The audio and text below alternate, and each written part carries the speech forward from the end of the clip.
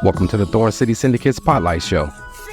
In this episode, we turn the spotlight on Andru Morgan, a multifaceted individual who has worn various hats and roles such as management, police chaplaincy, and community service. Join us as we unravel his journey and explore the challenges he faced, the transformative moments that shaped his path, and the initiatives he spearheads to make a positive impact. Discover the Storytelling Project and the Naturally Beautiful Project, vehicles through which he empowers youth, educates families, and advocates for meaningful change.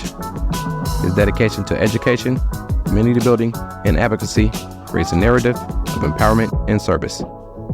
This is more than just a podcast. It's an opportunity to gain insights, be inspired, and join the conversation. Thorn City Podcast Guy, let's go. Yes, sir. Welcome back to the Thorn City Syndicate Spotlight Show, where we network and build connections through interviews and discussions. This episode is brought to you by GMP Podcast Group. I'm your host, Thorn City Podcast Guy. Make sure you visit www.thorncitysyndicate.com. Hit that like, share, and subscribe button. Get the bonus episodes, exciting updates, and new releases. Today, I got another special guest in the spotlight, Mr. Andru Morgan. How you doing, brother? I'm doing good, man. How you doing today? I'm doing good, man. I can't complain. It don't do you any good anyways. It won't. I'm excited to be here, man. I'm excited to get into this. Man, I appreciate you coming through, man. So today we're going to talk about your move to Portland. What brought you here? Yeah. And we're going to talk about all the many hats you wear, your impact in the community. Then we'll wrap it up and highlight the Naturally Beautiful project you got going on. All right. Sounds good. Man, so can you share your story on your move to Portland, how it influenced your personal and professional journey? Yeah, I think just to give a little bit of context, because moving here was a spiritual journey more than anything. And so at the time, I worked as a pastor, running a homeless shelter, or running the homeless overnight portion of a shelter and recovery program. And so I was wearing many hats then. Also, my night thing was I was also a police chaplain at that time. And so I was always just very prayerful about everything I was doing, living life 100% just from the time I woke up to the time I went to bed. It was like about serving other people. And so would wake up, pray, and be like, all right, God, what you want me to do today? And I remember hearing God just say, like, it's time to go. And I knew exactly where he meant. Where to go when he said it. So I asked my wife to pray about it, because that was such a big thing to just be like, all right, we're going to move to Portland. Yeah. And so a couple of years ago, I went to a business trip up in Seattle, and there was a pastor who spoke, and I liked what he said during this like conference that we was in. And so I liked everything he had said. So I went up to, I came down to Portland because we had some extra days after the conference. And we came down here. It was a Rose City Festival and everything. And me and my wife was like walking around. And these are like spots that now that we live here, it's like, wow, it's crazy that we're here. One, we never saw any of the mountains. It never rained while we was here. So oddly, it was like in May of 2015 or something. That Rose City Festival was beautiful. We thought the city was very diverse. We were walking around old Chinatown, and it was like a few homeless people here and there, but it was clean. Like, so, because I guess they were cleaning up for the parade. So we was like, we like this place. Look at all this diversity. And so we knew that might be a place. There was a few other times where I thought I wanted to move out here and just had never been. So to been blessed with an opportunity to come, we knew. And so when she was like, yeah, like we got to go. And so we gave a 40-day notice. On our, we was given like a date, like we prayed some more and it was like be out by August 1st, and it just ironically was 40 days. So we left the jobs. We had no jobs waiting on us here. We had no place to live. We just got on that plane on August 13th out of just sheer obedience. Man. Grabbed an Airbnb, and within 3 days, like we found where we were supposed to live. They initially said no over the phone, but then my wife went there and was just like, nah, God said this is where we gonna live. Yeah. So she walked in and walked out with keys. There you go. And we been in that same spot since. And we hit this point where, we were sitting there, and I had connections with the American Gospel Rescue Mission and some of the other places around town through. I was like and not to sound facetious, but I was good at my job. Yeah. So my shelter was best practices for around the country. So a lot of people knew of me or knew of the people I worked for at best. And so I had no problem connecting with the shelter people here, got a chance to go and meet with a couple of them. And both of them were like, you know, we don't have anything that you're like, it would all be underqualified jobs. And they were like, you more than welcome to come, but we don't have anything for a director. We only have things for like overnight shelter, you know, person or something. Yeah. And so kind of sat there and was like, man, this is crazy. And at the time I did a podcast that was about mental health. And one of the questions that my co-host had asked as we were challenging people to like pursue their dreams was, what would you do if money wasn't an issue? Like, what would you do right now? A lot. And so I asked my wife that question, and she said, I guess I would do hair. Hair, okay. So we had some money saved, enough to probably pay rent for a year. And we didn't really have money saved. Let me just say, we had our 401k. And so, like, we went with that. Yeah, we went and we came here with that. And so we sacrificed, you know, multiple months' rent to start the beauty shop out of our garage. We brought little stuff to try to dress it up, a little cheap chair off of Amazon. We did everything we could to make it seem nice. We went down, my wife went down the street. There's only one other black family in our neighborhood. And she said, you know, yo, can I do your hair? Yeah. And she gave them, the two women, you know, two of the younger women down the street, some box braids, and everything started from there. And so once we got that established, we then got the Naturally Beautiful project established. And then I sat there one day and I was like, so what about me? I asked myself that same question. And I went ahead and I restarted. I'd already had an LLC in Tulsa, but it was around photography. And I said, I want to make film. I don't know how, I don't know when, but I want to be a filmmaker. So I decided to start a media company, and I knew how to do podcasting. So I started going and hanging out where filmmakers were and start suggesting to them how to repurpose their media that wasn't making the cut and turn it into podcasting.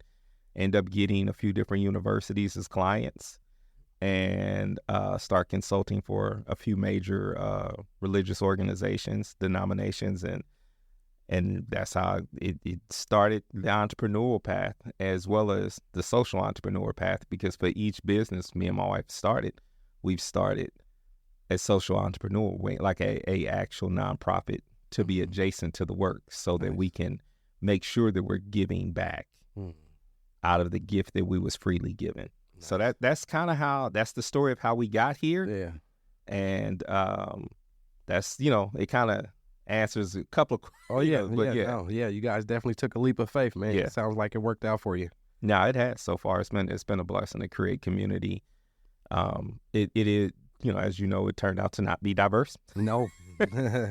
But we started both uniquely down a path of trying to find Black people, bringing Black people into our homes. And, you know, when we had the shop in our home. And so we ended up kind of creating our own community, linking up with Black people that was giving us a chance to do their hair. And so we started creating our own community and our own family. And there you go. And try to avoid the toxic nature of just complaining like, oh, it's so white here. But it's like, but I'm Black. So you're Black. And so I'm here. It's not a lot of Black people here per se, but it's more than people think from the outside. Yeah, they just think it's like no Black people here. Yeah. Yeah. No, and more than likely, like us, we came from the Midwest. Like, we didn't come from Atlanta. Yeah. Like, outside of like Atlanta or some pocket of a large city, like more than likely, like, I'm from Kansas City. You know, we got this space in Kansas City that's ours. But for the most part, no. Like, the rest of the city is predominantly white. Like, same thing in Dallas. Like, I lived in Oak Cliff, and we was Black in Oak Cliff. Yeah. Everything else, you know, it's a different story everywhere you go. So it's the same thing in Tulsa, Oklahoma. North Tulsa was us. Everywhere else was them. Yeah. Yeah. So with your background in podcasting and broadcast radio, can you highlight any particular memorable projects that shaped your career? I think the best part of doing some of that work was I worked my my second job. My first job, I was actually just a board operator for a conservative Christian talk radio station. I just had to sit there and then just cut it up, cut it down. That was it. But my second job was working for a place called Perry Broadcasting, owned by a black man, black radio. That's where I really cut my teeth and got a chance to like learn management in radio, and got a chance to be the program director. Not program director. I did the commercials. I cannot think of the title that I had, but I got a chance to, be in charge of the commercial packages and things of that nature. Production director. Sorry, there it is. And it was fun meeting people from around the country. We were like number 55 markets. So we would get those cats that were in New York, in LA on the weekends and needed to get their first gig. And so they would come and cut their teeth as the main person with us. So that was fun because I learned how to do remotes and go out and do things. And then that's where I learned podcasting, ironically, was I had a talk show and there was after show. There was like, and then I wasn't like the popular, like the main DJ. So like the celebrity came to town, then what I could do is like pull them to the side into the production room and be like, yo, let me get like three questions with you real quick for my show on Sunday.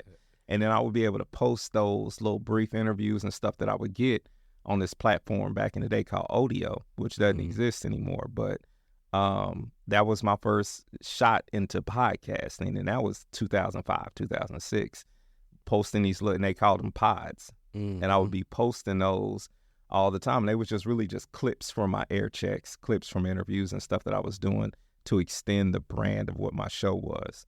And from there, I ended up doing internet radio, and then started some radio, started an internet radio station. And once that started to go belly up and people stopped listening to internet radio as much. Yeah, it was a big thing for a second. It was. I had like I had a Live 65 account, Live 365 account, had a couple of radio stations on there, and I was into it, man. It was my thing. And then once that started to go belly up, I just took the shows that I created and just parlayed them straight into being podcasts. And that's smart. And that kept me in that world of podcasting. And, at that point, outside of, like, I did a Kickstarter and got a little bit of money, but there was no money coming in for it at that point. There was really no advertisement. And then so I found a way to get money. Like I said, once I moved here and was like, all right, this is going to be my job. Yeah. No more like, oh, man, I can do this for free. I love it. No, it was like. It's a lot of work. Yeah, I took an old board that I had, a person from a church had an old board. And I would, just like we're looking at this Rodecaster, which is, some people don't even want to take this thing around, right? I had a full mixing board that I would pull out the trunk and bring in and record people. So like, yeah, like that was my favorite time, like working in that part of it, like, because I did that stuff and still sometimes during those times ran a photography business and sometimes had like regular 9 to 5, which I've never been cut out for. But no, it's not for everybody. But sometimes you got to do what you got to do. Yeah, I had to feed the kids. Yeah. Man, that's been good, man. That's great, man. So we're going to take a break here, get a message from our sponsor, GMP Podcast Group, the production company, this beautiful studio in. When we come back, we'll talk about your diverse hats you wear and the impact you're making in the community. Discover GMP Podcast Group Studios, located at 2406 East Burnside Street in Portland, Oregon, offering a range of podcasting packages to suit your needs, starting at just $49 per hour for your basic setup, featuring a Rodecaster Pro audio console and SM7B microphones, as well as options complete with camera operator and audio engineer expertise. Elevate your podcasting with multi-camera recording, plus we capture behind-the-scenes shots within the studio. Visit us at www.gmpodcastgroup.com and let GMP Podcast Studios be where your podcasting journey begins. Cause this syndicate lyricist exists. Don't blink one eye, baby, you just might miss history in the making from the making of this. Third, I guess it's welcome back to these words. So I'ma come well like welcome back words for sure. Yeah. Yes, sir. Welcome back to the Thorn City Syndicate Spotlight Show. I'm your host, Thorn City Podcast Guy. Got my guy Andru Morgan in the building. Appreciate you coming through, my guy. Man, I'm excited to be here, man. I'm liking it. Love it. So yeah, that was a little tune from the artist I managed, Third Twin. It's kind of how I got started. What led me to this podcast here. Started my management company to help my best friend out. Excuse me. Growing up, he done music. He was a hip hop artist, and so as we got older, he got caught up in the fast life. And he got hooked on pills and alcohol. Really, really bad, man. My guy was doing bad, and he recorded a verse at his sister-in-law's house, and his nephew was recording him, and I heard it, and man, he was sounding like he was talking to me, man. He was reaching out for help, is what he was doing. And so I took that, and at the time, there's a lot of local music stuff going on, and I'm hearing a lot of music, and I'm like, man, my guy's better than all these people. Yeah. I need some new Third Twin music, and so I decided to pay for my own Third Twin album. Said, let's get in the studio, let's do a couple songs. So we did 4 or 5 songs. We traveled and did some shows, and I needed a music video, and guy Mike Harrison, Com Plus, introduced me to Justin. He's a video production, and so we did the Honesty music video, and we entered some film festivals, and we won some awards. And shortly after that Honesty music video, my buddy went and got clean. He just kind of disappeared, man. And he popped back up and said, man, I went and got clean, man. So now that's what you got to do. Man, he's over 6+ years clean, engaged to be married this summer. He bought a house.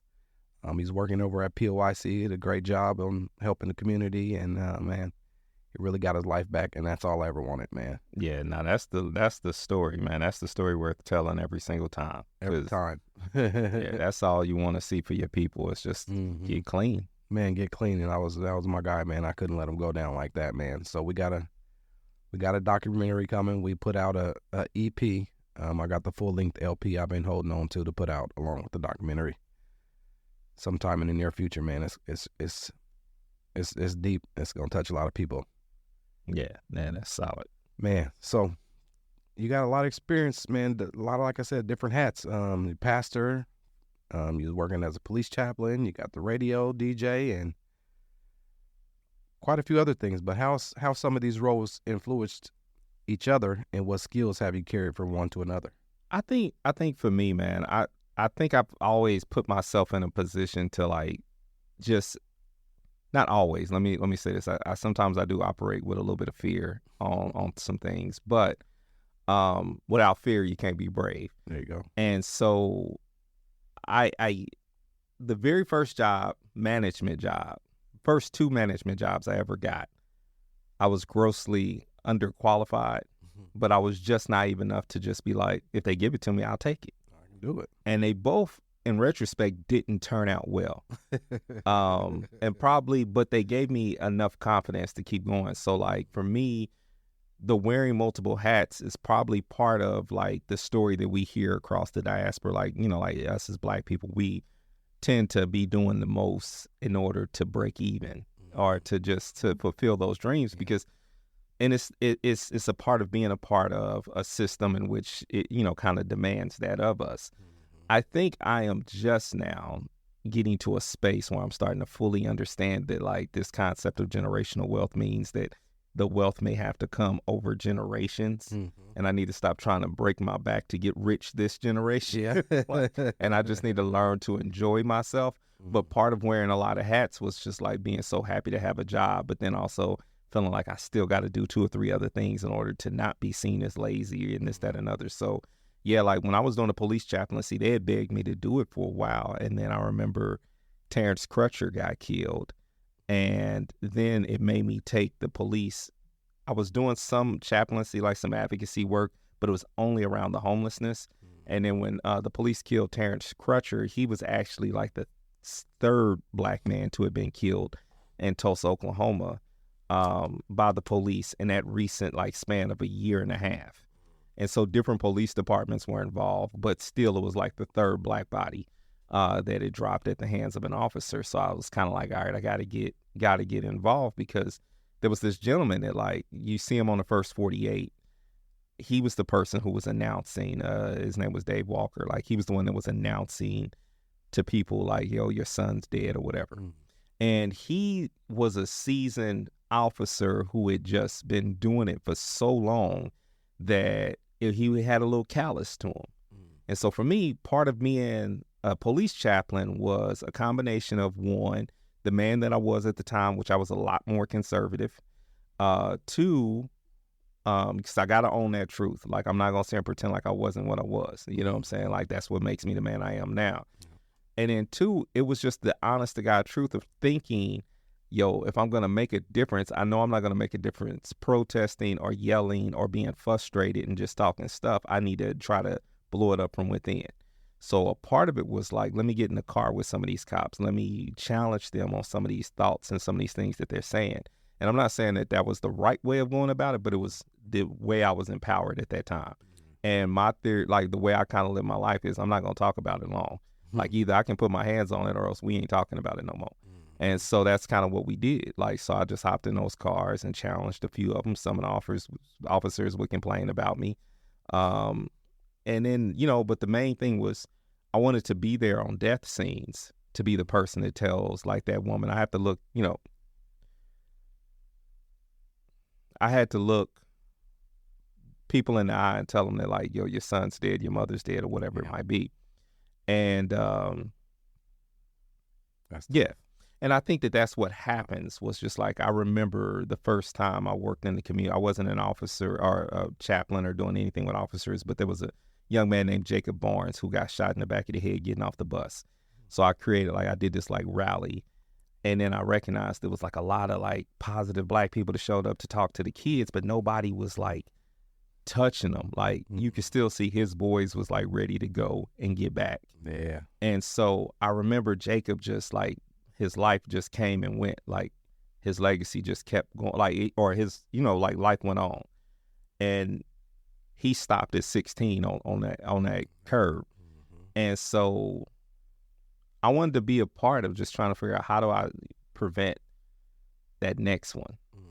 And so, you know, one of my last chaplaincy calls, one of the last two chaplaincy calls that I had still stick with me to this day. One was a 17-year-old who was playing with a gun, allegedly, with his friends, and killed himself by accident.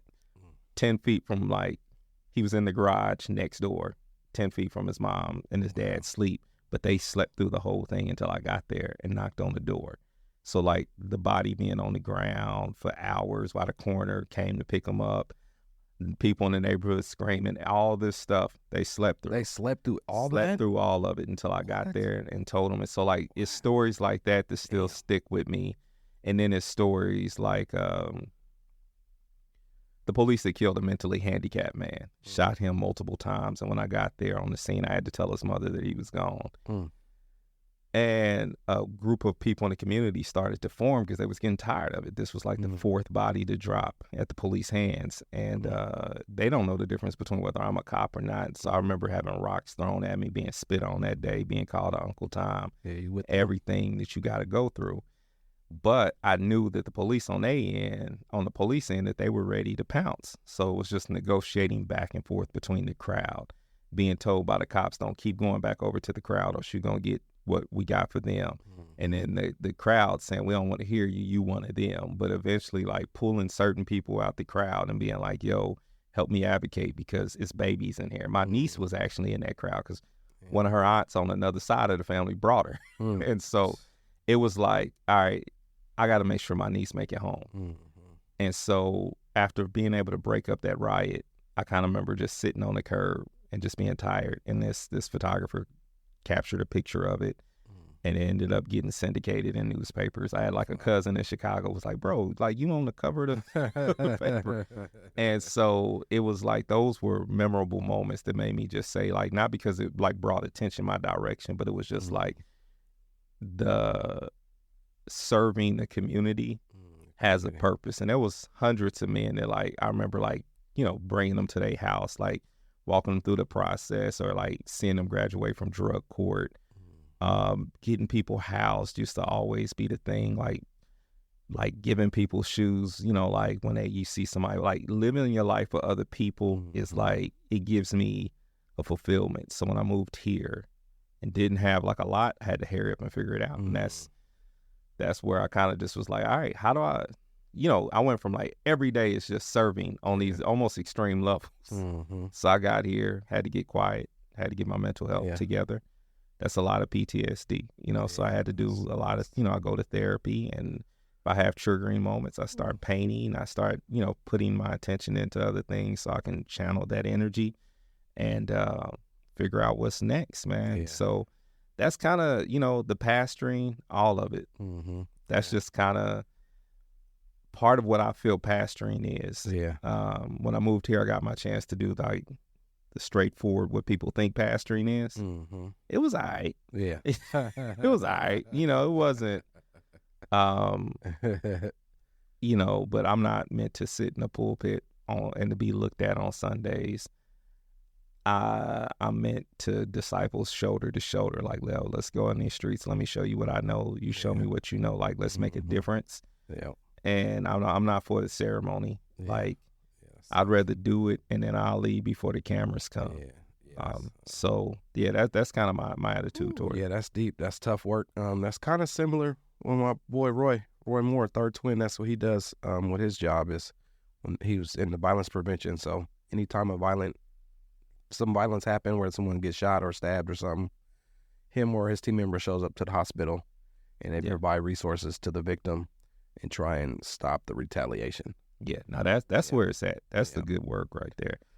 Yeah, I grew up, my father was on crack, and like when you see it, like, when you see it firsthand and how it affects you, like he went from selling dope to own dope to selling it again to own, so I watched that back and forth, and a lot of my like my brother and a bunch of other people that they was in the game, so it was just like hard to, I know the impact. And I was blessed for a while not to really take too many losses, but now,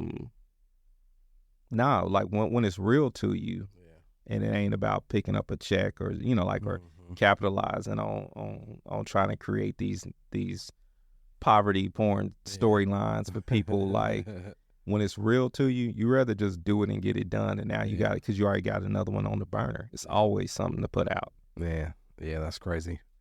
Wow. Man, so we're going to take one more break here and get a message from Thorn City Syndicate Management. When we come back, we're going to talk about the storytelling project, and we'll talk about the Naturally Beautiful project. All right. Introducing Thorn City Syndicate Management, your solution for brand management, social media promotions, digital content distribution, and podcast production. From shaping engaging content that resonates with your audience to amplifying your brand's reach through podcasting, we're your partners in driving success. We offer free strategy sessions and leverage our recording studio and personalized strategies to establish an online presence.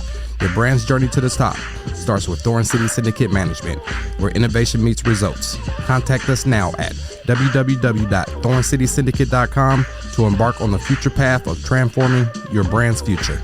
Cause this syndicate lyricist exists. Don't blink one eye, baby, you just might miss. History in the making from the making of this. Third, I guess it's welcome back to these words. So I'ma come well like welcome backwards for sure. Yes, sir. Back in the spotlight, Andru Morgan. So yeah, man, tell me about the storytelling project and how it allows you to impact teaching, filmmaking, and podcasting to young adults. I know we had the opportunity to collaborate this past weekend. Shout out to my youngster, Nate Bunn, man. Got some special stuff in the works with him. He's a good kid, man. He's excited to get into the podcast, and he really enjoyed I enjoy having him, man. Like, that's the future right there. Yeah. Like, for real, he's the future. Like, yeah. He's the epitome. Like, that story right there. I'm excited for y'all to hear what he has the potential to do, and to just really help that potential become potent. Like, I'm already a fan. Yeah. Because he's aiming to try to find his purpose, and that's what the storytelling project is about. I take my motto for the storytelling project straight from like a Pac lyric where he says the power is in the people and politics they address. And so I find that we have to empower the youth by allowing them to be in charge of their narrative if we teach them how to properly tell their story, then they don't have to wait for the news crew to come later. And I think a big part of that is I remember moving here and I worked on Priced Out as a post-production producer for that film and developed podcasts and other things for it. But what I noticed is I was sifting through like things that didn't make the cut. I'm hearing story after story of Black people just saying like, yeah, man, North Portland was this, it was this. And part of it was no one came to tell their story until after gentrification has set in. Too late. And so for me, that really influenced me in starting the Storytelling Project and naming it something as simple as Storytelling Project. Actually, his full name is God's Storytelling Project. Part of it, that influence is just to say like, yo, I want to empower you and put a camera in your hand, put a mic in your hand, give you the skills to tell your story the way you want to tell it now. Because when you go to school, when you go to college and do all these other things, they're going to tell you this is the proper way. And all those proper ways are going to be with, majority culture, white, basically white storytelling. And our hero arcs are sometimes look a little bit different. They're not always, like Hollywood tends to call some of our arcs, what they call anti-hero, where, well, they're heroes, but they're Black. Like they do things a little Black. And like, so for me, there's nothing but pride and beauty in what makes up who we are. So whether you're Black or white and you hear this, it's like that stuff you went through, that's those shattered pieces always come together and make mosaic beauty. Like we just got to step back. And so giving skills, that's what it's about. Like I've been blessed with a natural gift that I don't know where it comes from other than God. Like when you put a microphone or a camera in front of me, I know exactly what to do. So that's a blessing. So I try to teach that intangible thing. When I identify it in someone, I try to help them cultivate that. But then the other things I've had to work very hard to learn, the tech part of it. I love to just give that away right away because tech flows. And so like, ain't no point me holding it. Because I'm sitting there like, oh, I learned the ATM Mini now, but now we own to something else. Yeah. And it's like, I need to be, so ain't no point me holding on to it. Like I believe in putting equipment in kids' hands, let them break it. We can get something else. Like it's God's will, it's God's bill. We're going to be all right. So Naturally Beautiful Project, on the flip end, it's like, I'm the executive director of it. And from the beginning, I started it with my wife as her desire to give back. So to go back to that Priced Out film, part of our influence in our original mission statement was to help individuals who are rent burdened. And we're thinking about how do we prevent like the next round of gentrification, like, because they're going to come for the numbers next, right? And so in our mind, we was just like, well, they're going to come to Vancouver, all the different places that people have been priced out to. Well, if they end up in a position where they can't pay rent, or they're struggling to pay rent, they ain't gonna do their daughter's hair. They ain't gonna do their son's hair. Like they gonna braid it with an attitude, in between shifts and stuff like that. So for us, we was like, bring your babies to us. We'll make sure we take care of their hair for free. And that was our way of giving our business is tied, but that was our way of also giving like it's based off of this theory from the Bible of like that Jesus in Matthew 23:23 is like, you give your deal and all this, like you give your tithe, but you still give to people.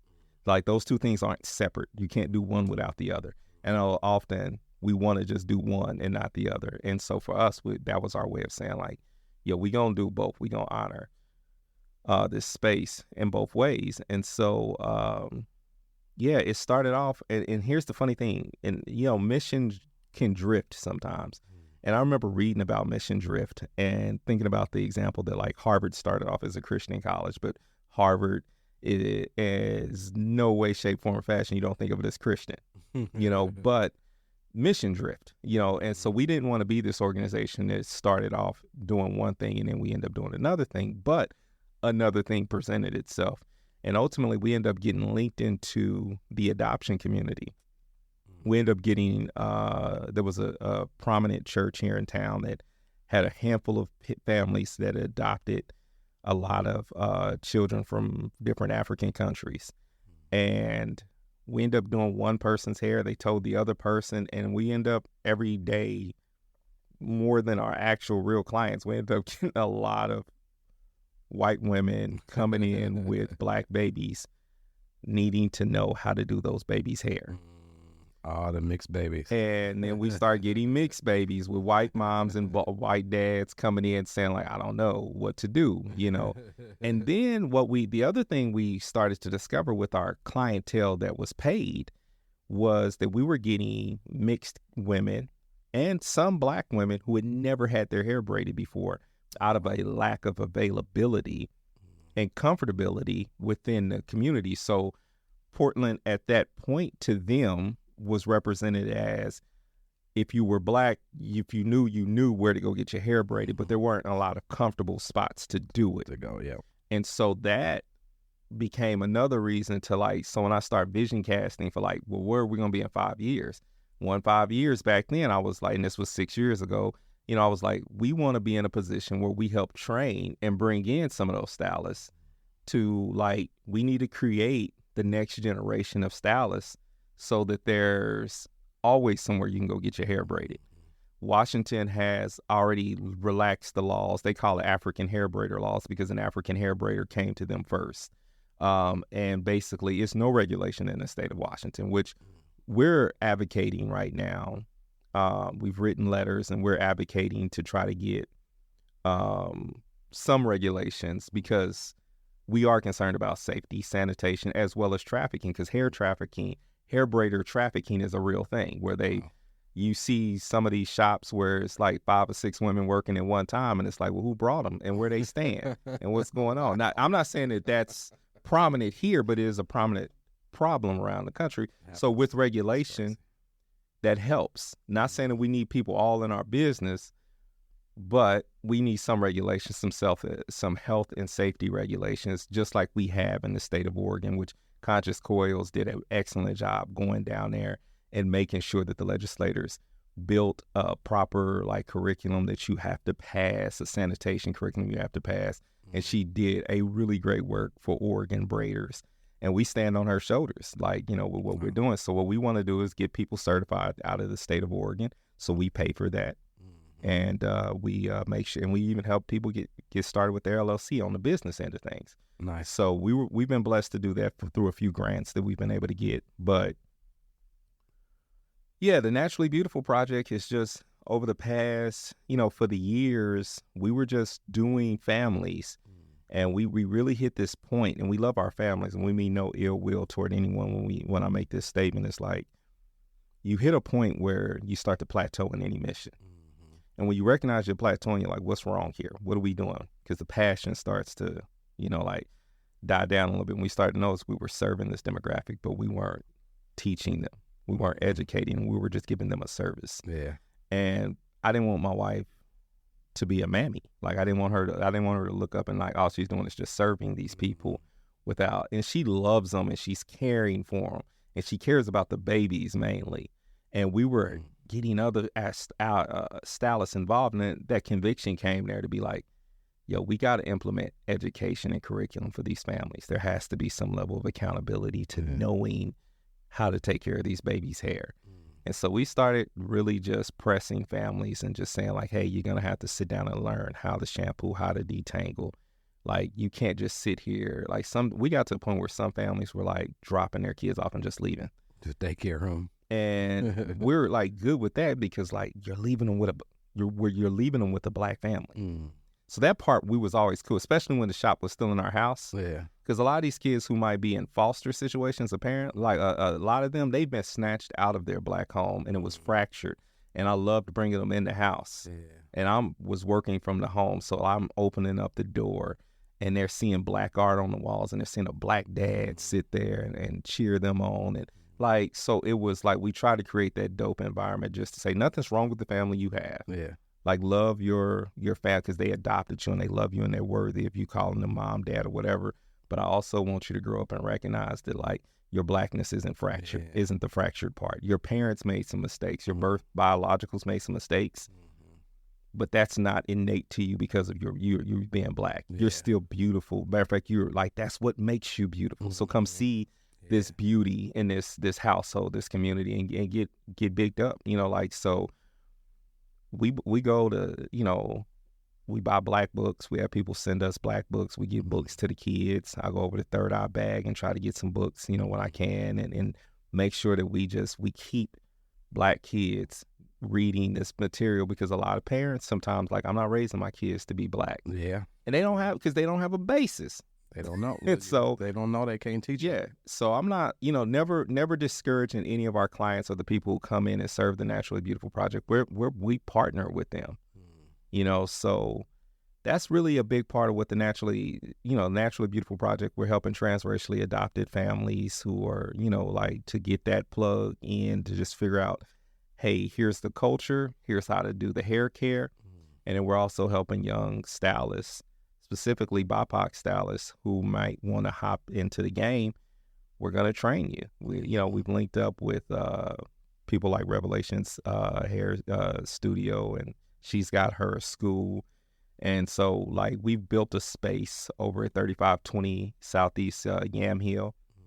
It was an old abandoned daycare. It had been abandoned since COVID, so it been just sitting there 3 years. Like, these kids left one day, and it's still graham crackers on the desk, thinking they'll come back. And then COVID hits, and they never came back. Oh, wow. And so I walk into the room, and they like, hey, what do you think you could do with all this space? And I'm like, I'm a visionary. I know what we can do with it. But first, I got to get all this rat poop out of here and get these old graham crackers up. And, and so over the past year, that's what I've been doing. I put on the hard hat and built up this space, man. And,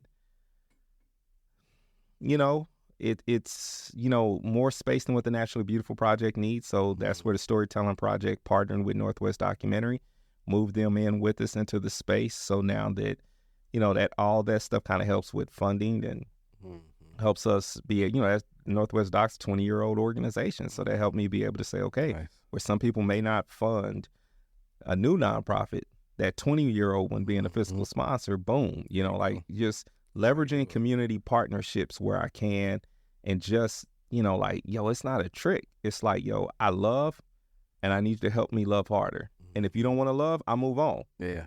I literally move on, and that's it. That's what we do. Man, that's tight, man. Good stuff, man. So we look forward to doing some more workshop work with you, man.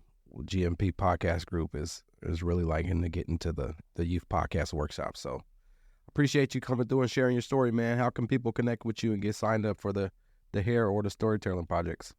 So with the Naturally Beautiful Project, if you go to the naturallybeautifulproject.com, there's a sign-up page under Naturally Beautiful Project Academy for the training. It usually has the dates. We were looking for larger cohorts, but now we're going to just do some more one-on-ones. So you'll see a shift in dates on that to probably be representative Tuesdays every month. And as far as, we're going to open up booking at the beginning of the year for families to come in on Tuesdays. And then as I get a few additional, I have one hairstylist who wants to cut hair for the homeless. And so we're going to open up booking dates for people who are experiencing homelessness who need a haircut.